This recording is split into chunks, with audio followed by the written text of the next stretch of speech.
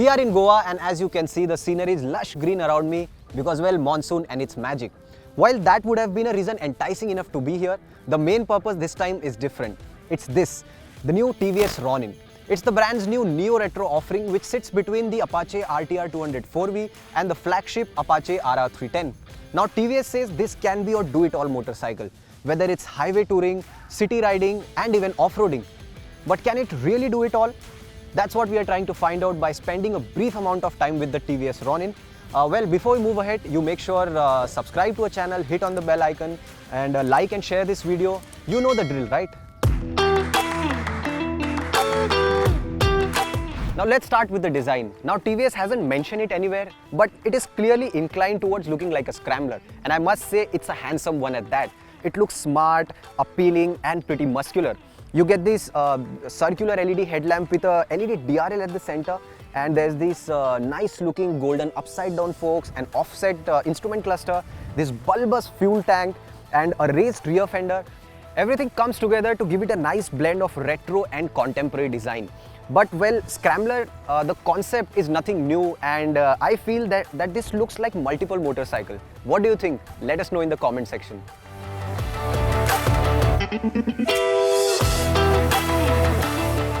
Typical of a TVS, the Ronin offers a plethora of features.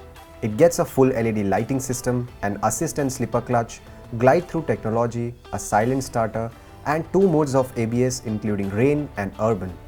Notably, only the top-end variant gets dual-channel ABS, while the lower 2 trims get a single-channel setup, which is quite a bummer. The top-end model also gets other add-ons like adjustable clutch and brake levers and Bluetooth connectivity for the console. Besides the basic data, this tiny display shows plenty of stuff like distance to empty, gear position, gear shift sign and the engaged ABS mode. And once connected to smartphone, you get navigation updates, complete ride analysis and call and SMS alerts. To top it all off, there is voice assist functionality as well. Now the curb weight of the bike is 160 kg, so moving it around is not super easy, but it should be doable for almost everyone. Now as for the ergonomics, the seat height is 795 mm, which makes it quite accessible, and hopping on the bike is not a task. And as you can see, I am about 5 feet 11 inches, so planting both my feet firmly on the ground is not a task. Even if you are a shorter rider, it shouldn't be a bother for you. Now the seating triangle is pretty upright and neutral, and it's quite comfortable. It's just that the bulbous design of the fuel tank, you can't really hold the fuel tank properly, and if you are even taller than me, then your knees will be scraping the recess.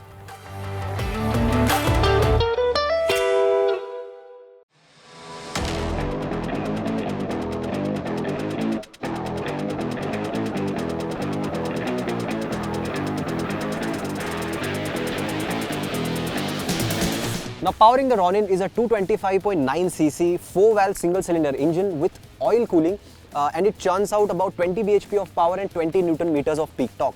Now these numbers are not extraordinary, but the peak torque comes in as early as 3750 rpm. Now this engine is derived from the Apache RTR 204V's mill, but with certain revisions like a longer stroke at 66 mm, but the bore remains the same at 66 mm. Now TVS has tuned this engine for a strong low and mid-range torque, which should make it quite tractable. Now before I tell you about its real-world performance, let's listen to its exhaust note.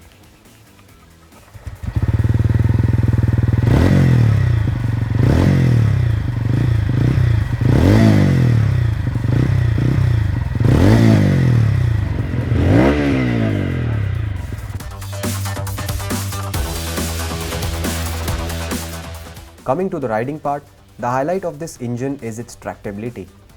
The motorcycle can keep chugging along at as low as 30 kmph in 5th gear with the revs sitting at about 3000 rpm. When gassed from there, the pull isn't entertaining, but it isn't sluggish either. The meat of the performance lies between 3000 rpm to around 7000 rpm, after which the pull flattens out. However, if you keep it in its strongest range of the rev band, the motorcycle pulls with a reasonable urgency. Another strong trait of this motor is its refinement. The vibrations are almost non-existent, and they only creep in on the fuel tank and foot pegs beyond 8000 rpm. Below this point, the motorcycle feels extremely smooth.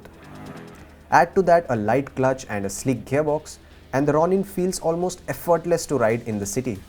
We couldn't thoroughly test its highway cruisability, but at every opportunity, we rolled on the gas spiritedly and the bike felt comfortable around 80 to 90 kmph.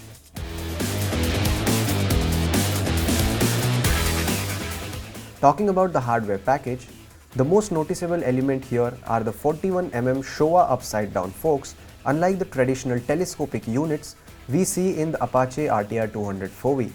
At the back, it is strung by a monoshock which gets 7-step preload adjustability. Underpinning the bike is a double cradle frame which rides on 17-inch alloy wheels shod with TVS Remora tires that are specifically designed for the Ronin. Lastly, braking is handled by single rotors at both ends. As you get going on the Ronin, you instantly realize that it's a motorcycle easy to steer around. Obviously, the handling isn't as sharp as the Apache 200, but the Ronin doesn't feel odd or disconnected. Although we couldn't push it hard around corners, thanks to the continuous reins, it felt agile and stable at decent lean angles. Adding to the confidence-inspiring handling were the Remora tires, which held up quite well even in the wet. The ride quality is pretty plush for the most part. Through sharp-edged undulations, the rear feels a bit firm while the front boasts a quick rebound. However, the overall ride never gets backbreaking or annoying. The motorcycle feels settled through tall bumps and minor surface imperfections on the road.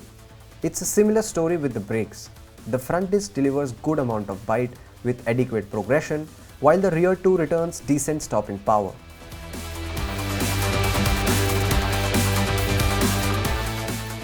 The Ronin is available in 3 variants, with the entry-level trim sporting a single-tone paint scheme with a starting price of Rs 1.49 lakh. In the middle is the one which boasts a dual-tone paint job and costs Rs 1,56,500. And the top-end version, with its swanky triple-tone color scheme, sets you back by Rs 1.69 lakh. So is the Ronin your do-it-all motorcycle after all?